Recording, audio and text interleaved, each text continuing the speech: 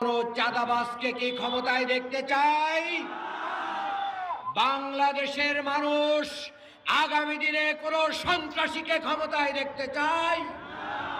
বাংলাদেশের মানুষ আগামী দিনে কোনো দখলবাজকে ক্ষমতায় দেখতে চাই? চায় না। বাংলাদেশের মানুষ আগামী দিনে কোনো লুটেরাদেরকেও ক্ষমতায় দেখতে চায় না। বাংলাদেশের মানুষ আগামী দিনে দেশপ্রেমিক এবং দুর্নীতিমুক্ত মানুষদেরকে ক্ষমতায় দেখতে চায়। বাংলাদেশের মানুষ কুরআন সুন্নাহ মাফিক একটি রাষ্ট্র গঠনের মানুষদেরকে ক্ষমতায় দেখতে চায়।